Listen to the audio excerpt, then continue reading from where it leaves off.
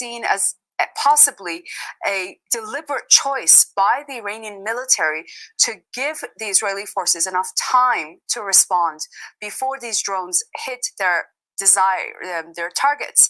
So this is seen as a possible a way for Iran to both simultaneously achieve two things it needs to do. One, to deliver a response, and second, to not escalate further into a full-on regional war. Dorsa, thank you so much. I'll have to cross over to Tel Aviv. Thanks, Dorsa, for that reporting from Tehran. Hamda Salhoud joining us from Tel Aviv. Hamda, what are you hearing on your end? Samir, hi. There is active interceptions happening here in the skies over Tel Aviv. There are sirens ringing all over Israel. There are projectiles flying in the sky, but it is a little bit difficult to point out what it is. There are explosions happening right there up. Our cameraman is getting those shots for you, but there are sirens blaring all over Israel, and it looks like there is air defense that is also coming from the opposite direction as well. Where we're standing, we have not yet heard any sirens just yet, but there are flashing lights. As you can see, active interceptions right now, projectiles here falling from the sky behind these clouds. It's quite an active situation. There have been a lot of updates from Israeli Home Front Command. It's calling on people to go to shelters in specific areas, but there are still a lot of other interceptors that are flying from what looks like the southern part of Tel Aviv here and behind this cloud, which is a little bit difficult to see. But again, these are more interceptors that are coming up and that are being intercepted in the skies right now actively. Sirens blaring out in Tel Aviv in several different locations, and additionally all over the country. This is an active situation here.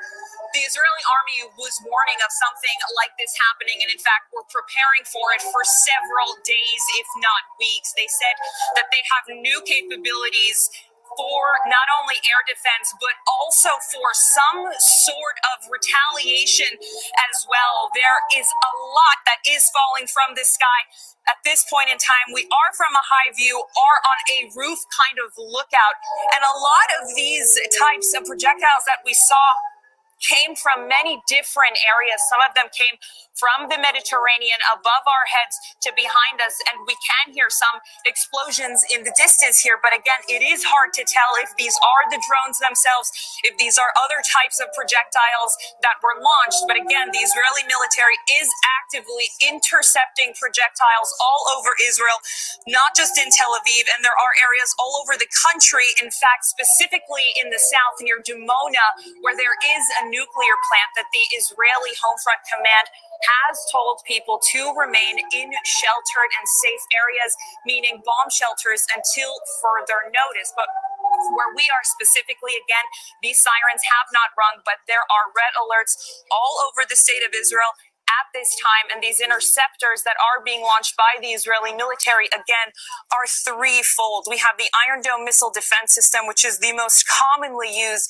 in Israel. Then secondly, we have the David Sling, which is for medium to longer range projectiles. And then finally, the Arrow for longer projectiles, ballistic missiles, cruise missiles, and drones. The Israelis have confirmed that at least 100 drones were fired by the Iranians from Iranian territory towards Israel, but it's not really known if all of them have reached, as these sirens are now still blaring all over Israel at local time 1:47. Dadian. Hamda, I'll keep you with me for now. If you need to go at any point, you let me know. And I know that this is sort of a developing story, and you're just trying to gather as much information as you can. But from what you see, is it possible to say where they're being launched from and which areas?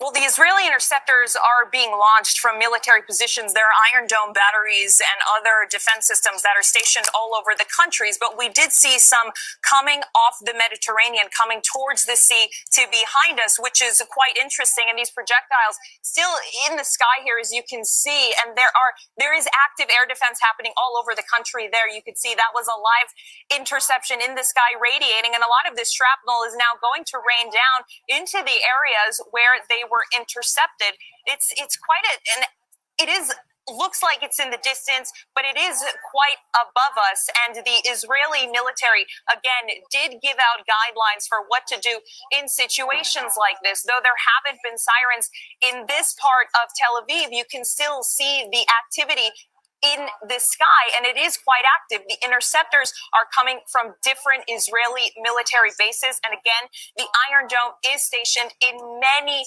different locations across the country. But there are also other air defenses that are near other airfields for this type of reason specifically. And the Israeli army said that they would deploy those resources when it came to a situation like this. The Israeli army has never been faced with this type of weaponry that has entered its airspace, and as a result, they have closed their airspace. They have landed all civilian flights. The airspace is completely closed. There was roars of Israeli fighter jets in the air earlier in the evening, and it's part of this multi-layered defense mechanism that they're talking about in order to shoot down these drones and potentially these ballistic, perhaps cruise missiles that are also coming towards Israeli airspace. Hamda, we're also hearing, and this is according to the AP news agency, and I believe that you were saying this a moment ago as well. So air raid sirens are sounded in Jerusalem as explosions are heard in the skies above. And we're looking at the live picture right now from West Jerusalem. You're speaking to us, though, from Tel Aviv. Talk us through what sort of preparations were being made by the Israeli military in anticipation of an Iranian attack. And do you think that this is what they expected?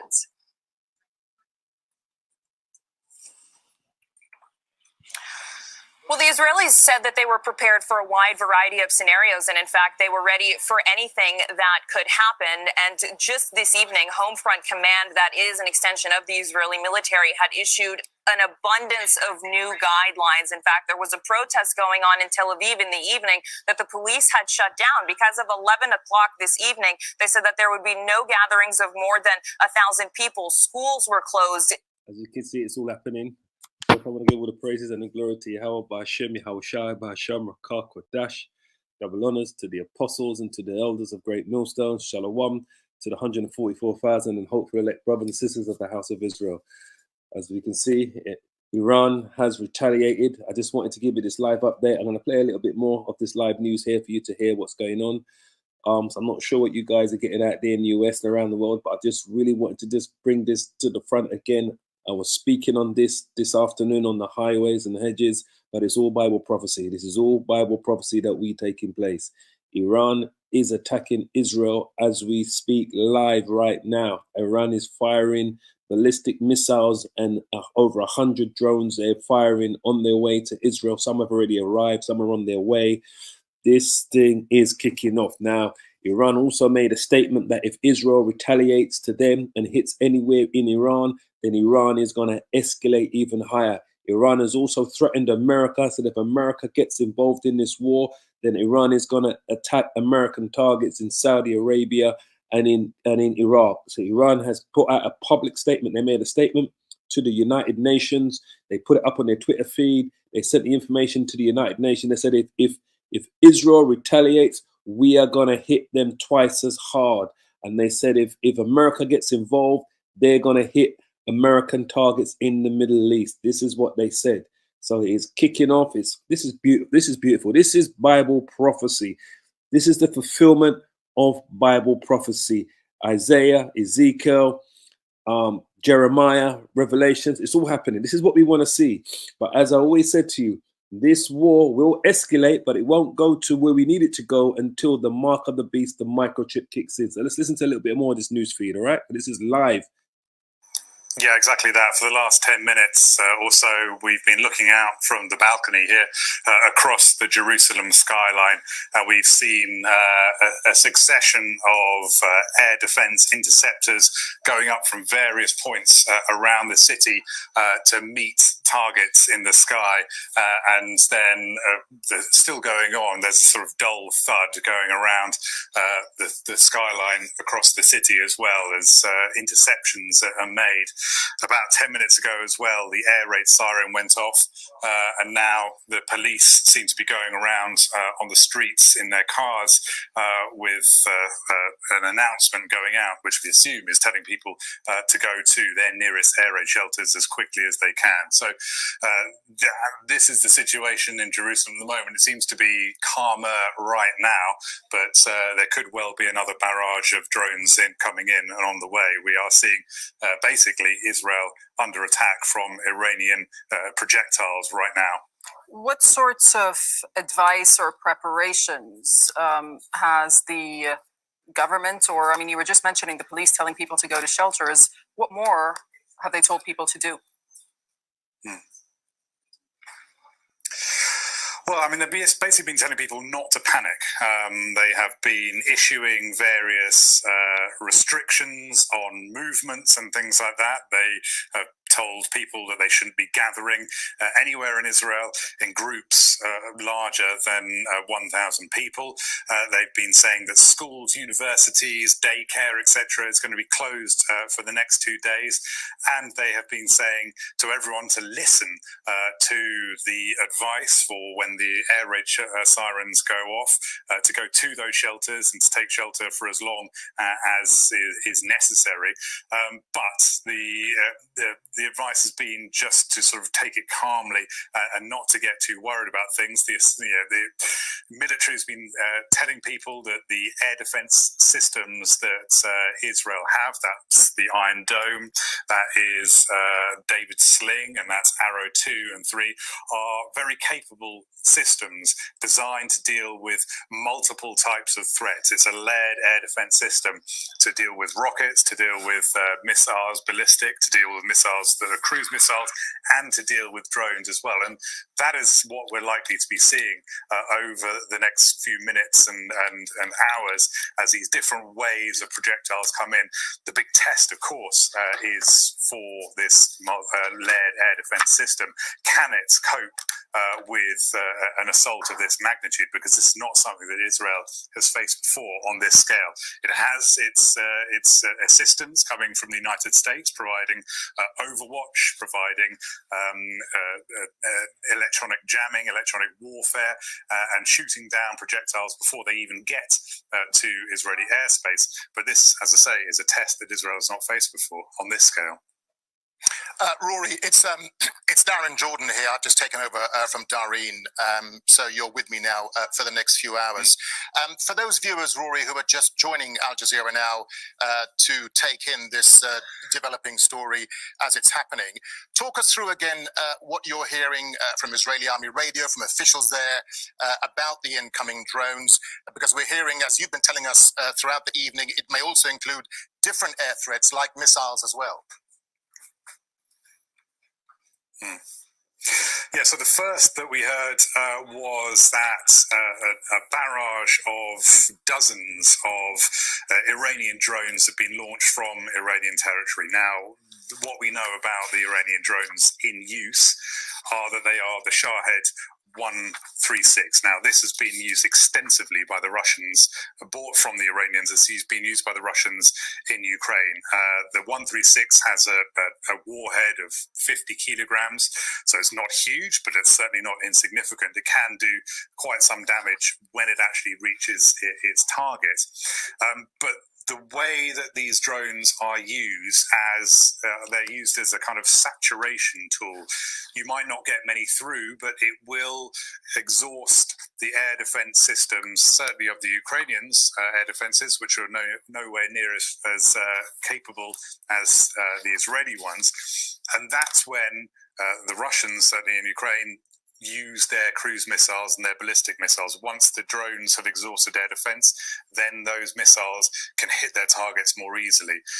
This is a different situation because Israel's air defenses are much, much more sophisticated and more numerous in number. They've got a web, a net that's been built up over many years, layering different types of air defense on top of each other. But we understand that there are cruise missiles on the way as well, and also that Hezbollah in Lebanon has been launching rockets into the Golan Heights, that the Houthis have been launching drones too. So this is a multi-phased, multi-pronged attack on Israel with numerous different types of aerial threat, and that's the big test. Yeah, Rory, and tell us a bit more for those viewers who are just joining us now about the military and air defense preparations that Israel's been making over the last week or so, because Israel knew this was coming, and Israel, of course, is very technologically advanced in its air defense capabilities, as you've been telling us. Mm-hmm. Well, yeah, Israel knew something was coming. They didn't know exactly what it was going to be, so they had to prepare for whatever Iran chose to throw at it. And so in the immediate days after that strike on the Iranian complex in Damascus. So anyway, so listen, as you can see, it's happening. It's all happening. Iran is doing exactly what they said they were going to do. So now we have to see if Israel is going to retaliate and fire missiles back onto Iranian territory, actually into Iran. This is what we're going to wait and see if that's what they're going to do. All right, we want to see if they're going to fire missiles back into Iran. Apparently, the Iranians have also fired ballistic missiles towards the place called Dimona. Dimona is where they've got their nuclear power plants in Israel, basically. So apparently they fired nuclear missiles, not nuclear missiles, sorry, Salaki, ballistic missiles, and they're targeting Dimona. Now, Dimona, believe it or not, that's where they've got those the Jakes, the Israelites that came from America, the Benamin people that came from America, that came from Chicago. That's where they all live. They all live right next to that See, they put the real Israelites in Israel. The Israelis put them on the land. They put them in Dimona, right next to the nuclear power plants and the nuclear sites that are in Israel. That's where they live. The ones that came from Chicago, the Benamin crew, right? The Hebrew Israelites that came from America to go and settle in Israel. That's where they live, in Dimona. And Dimona is where the nuclear power plant is. And that is where the Israelis, that's where the Iranians have also apparently fired missiles that are on their way to Dimona. Now, whether they're going to hit Dimona, whether they're going to be able to take them out of the sky, because the Israelis have sent up all of their F-35 jets into the air to try to counter the attack. You see, the Iranians are very clever, because what they do, they will use their drones they will fire hundreds of drones to Israel for them to waste out their anti-air missiles, their ballistic missiles, their anti-air missiles. So they'll cause the Israelis to use up all of their anti-air missiles by sending in all of these drones, right? Because it will exhaust the Iron Dome system. So the Iron Dome system that Israel has, it's got all these anti-air missiles, but they'll be wasted trying to knock out the drones out of the sky, because the drones are smaller. So the Iranians are very clever in what they did in doing that, basically, as such. So we're going to see exactly where all this goes. Will Israel retaliate on Iran? Will America retaliate on Iran to assist the Israelis? Because right now the Americans are helping the Israelis knock these out of the sky. So we're going to see if they're going to do that. So yeah, that's the devil. They're all sitting there. That's the devil. Israeli officials say the response will be firm and clear, and have called Iran's attack a severe and dangerous escalation. Meanwhile, US President Joe Biden has rushed back to Washington. He's currently monitoring the situation with his national security team at the White House. Well, Jordan, Iraq, Lebanon, and Israel have all temporarily closed their airspace. Here's a diagram of all that. It comes after early reports of interference with the GPS navigation systems. Well, we have a team of correspondents covering the story. We start in Tehran with Dorsa Jabari. So check this out. The airspace is closed where? The airspace is closed over the Valley of Jehoshaphat in the Middle East, in that barren and desolate land. That's where all of the airspace is closed, all over the Middle East, in the Valley of Jehoshaphat. Let's just hear what she has to say. Darren, I think this is a explanation being provided by Iran's permanent mission to the world, in invoking Article 51 of the UN Charter, which states the country's right to self-defense, but also saying that the matter is concluded, hinting that should there be any further escalation, it is on the part of the Israelis that it would come, and also warning the United States that they should stay away from this conflict, that this is between Israel and Iran, and they should not get involved. So a few things to take away from this post on X by Iran's permanent mission. Certainly from what we've been hearing over the past few hours. First, the Iranian Revolutionary Guard, who are carrying out this attack against Israel, calling this mission a true promise. That is the name of it. They say that they've launched drones and missiles towards Israel as a result of their aggression, and that this decision was made by Iran's Supreme National Security Council, which convened shortly after that attack on Iran's consulate section in Damascus that killed 7 Revolutionary Guard officials, including Brigadier General Mohammad Reza Zahedi, one of the inner officials within the country's establishment. But of course, this wasn't the only incident that led to what we're seeing tonight, that attack on Iran's consulate section, which Iranians called an act of war by Israel, a declaration of war, but also an attack on Iran's soil. The Iranian Supreme Leader Ayatollah Ali Khamenei had warned repeatedly over the past 12 days since that attack took place that Iran will respond decisively, and that it will be Israel will be made to regret what they did.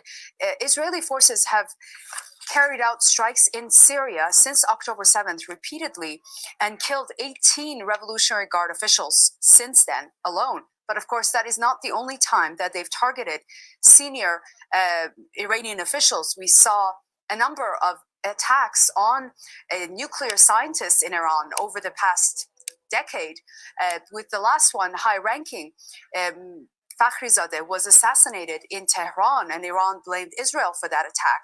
But Iran didn't directly target Israel until tonight. This is the first time in the country's history that Iran has taken such a decisive action, but it seems to be fairly limited. First of all, there was communication back and forth between Iran and the United States, Iranian officials making it very clear that they don't want a full-on confrontation with the West, and that what they're going to do is have a precise and limited action against Israel, and that the Iranian foreign minister just tonight posted on his X account that the United States had sufficient warning in advance about what was to come. So there's no surprises about what is happening tonight. Dorsa, there was a lot of speculation, wasn't there? We were talking to you earlier, particularly coming in from the United States, about when and where the retaliation would take place. But Iran remained pretty silent about how they would respond. So was this specific kind of attack expected? Because they've even given it a name, haven't they, for the operation? Yes, True Promise is the name. And they did say that this was coming without specifying exactly what kind of an attack would take place. It was noteworthy over the past 10 days or so. We didn't hear a lot. Being heard throughout Israel, some of the missiles and drones being intercepted. So for our viewers who are just joining us, that's what they're seeing in those boxes outside of you and I talking. And for the viewers who are just joining us now, remind them why Iran had to respond in this way, because Iran saw the Damascus attack as a direct assault on its sovereignty, on its territory. Did they have no option but to respond in this way? Well, many here believe that they didn't. If they didn't directly respond to Israel, this kind of behavior by Netanyahu's government and the military in Israel will continue. There's been targeted assassinations of Iranian officials, not only in Syria, Lebanon, but also inside Iran. There's been a number of nuclear scientists who have been assassinated inside the country, and Iran has repeatedly blamed Israel for them. Now, this is something that the Iranians have never considered until now, but it seems that an attack in Damascus was the final straw for the Iranians. And of course, we have to remember that this country's history, the long war that it was engaged in with Iraq. The Houthis also attacking in the Red Sea. This is a very, very well coordinated series of attacks by Iran, trying to make a clear point to Israel. Yeah, Sean, let's just stick with the issue of the drones. What do we know then about these Shahed drones that are now coming in over Israel and being intercepted? I mean, their range, their speed, their warheads, their payloads, etc. Because we know that they've also been used by the Russians in the war with Ukraine. Yes, I mean, from a military perspective, they're not that capable. I mean, they're about the same. Listen, I'm going to leave it there. Just keep your eyes posted because, like I said, it's all kicking off. There's no turning back now. We're going to see if they're going to respond, basically, on that. So we all know what's happening, where it's at. Just keep your eyes posted. It's just gone midnight here in the United Kingdom. I know it's still early there in the US. In Europe, they're ahead of us by a couple of hours. If brothers are watching in Europe, they're a couple of hours ahead of us in the UK. So we'll see. By the morning, we'll see what's happened. We'll know. But in the next 3 or 4 or 5 hours, we'll know if Israel has retaliated. So just keep your eyes on the news, brothers. As I always say, keep praying, keep safe, repent, and hold on to this truth, family, because things are developing exactly how the prophets said, how Yahweh Ba'ashim Yahushai says they will develop. But we always remember that this war can't go to a nuclear war until the mark of the beast, the microchip, is in play.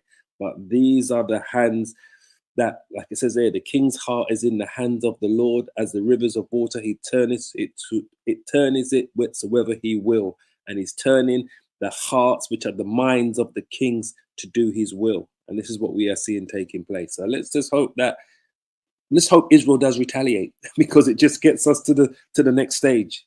These are all stages that we need to get to before the second coming of our Lord Yahweh Ba'ashim Yahushai.